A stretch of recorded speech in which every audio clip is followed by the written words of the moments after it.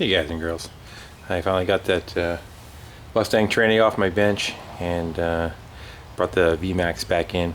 Do a little history on this bike and a little clip on it. The owner's kids got a kick out of seeing their bike on TV, so I figure I'd do a little clip. I usually don't do customer stuff, pretty much just my own, but this one I'm gonna.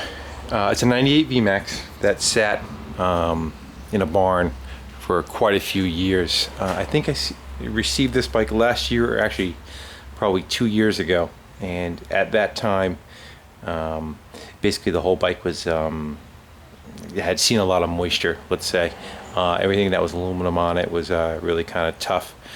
Of course, battery was junk, fuel was horrible, all those kind of things. We went through all those components, put a new battery in it.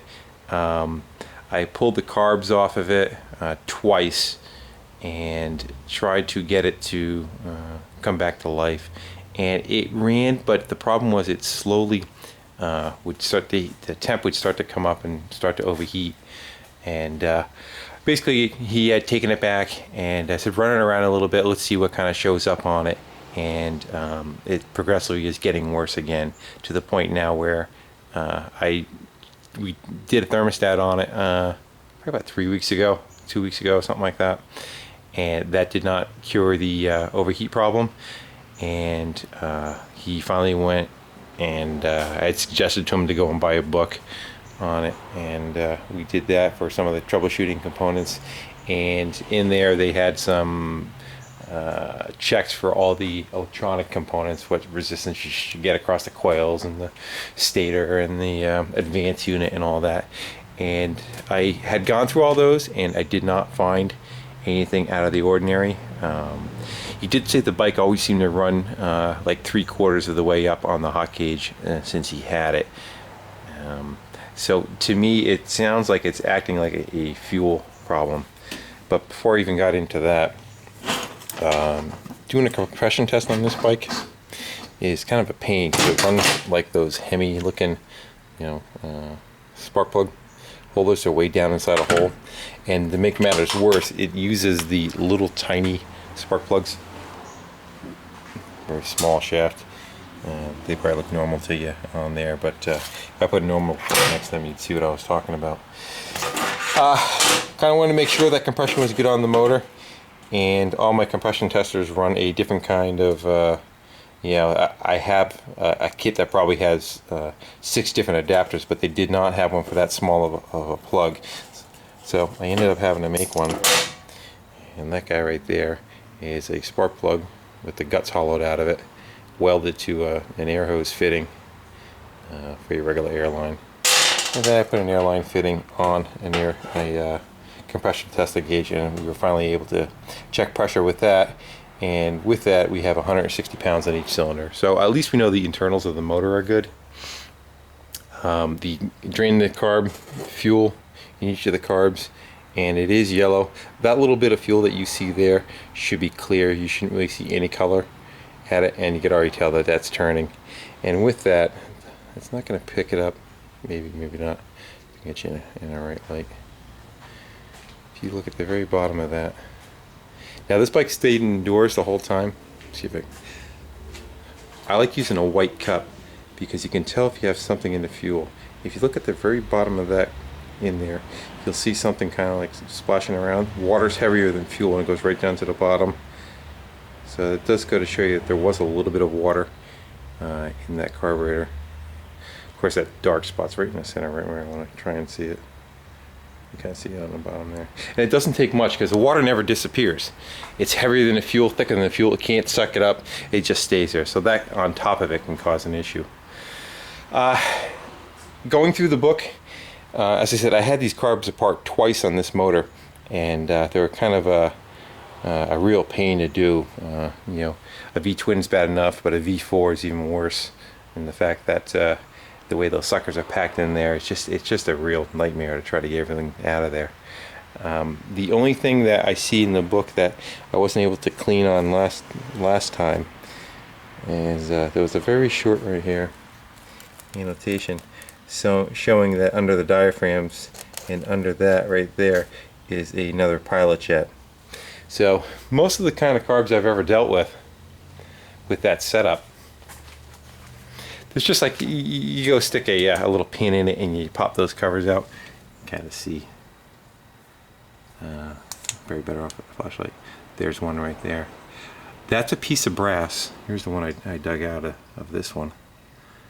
And that thing, it's got to be 3/8 of an inch thick. I ended up having to drill them out. There's all the brass that's down in there. But they really did not want you to adjust those. And that is your low idle air fuel mixture. I know where the emissions are getting crazy, but there's the actual jet right there. After you drilled that out, you were able to get that jet out. I didn't see much dirt on there, but that cylinder was a cylinder at an idle that was not firing. So again, I did the old check for spark. I take a sorry for being all over the place, but that's just kind of the way my brain operates. That's not my shirt. Yeah.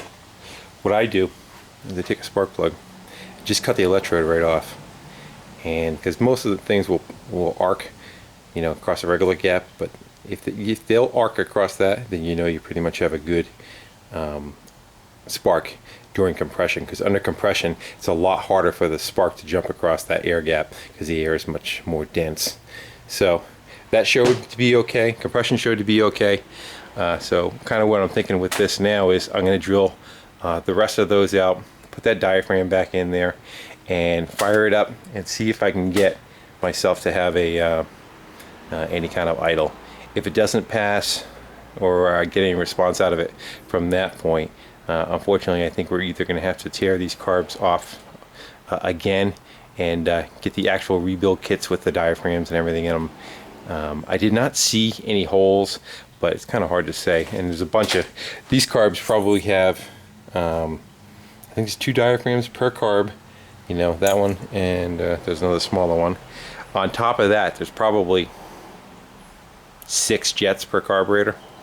And of course, each one of those I took apart and cleaned and stuck in the acid bath, and they were, as I seem to remember, pretty dirty.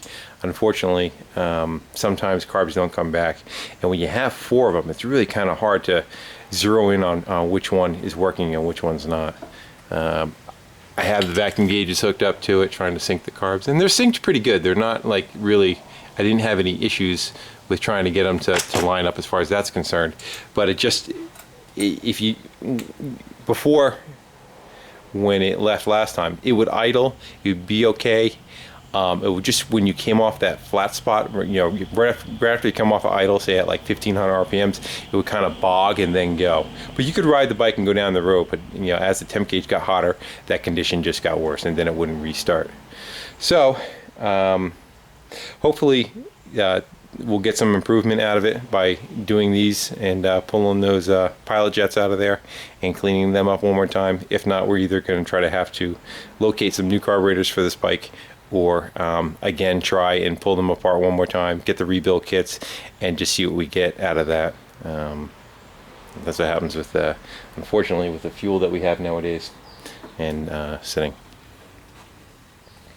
So I'll hopefully have an answer what's happening with this thing tomorrow, and get a better idea.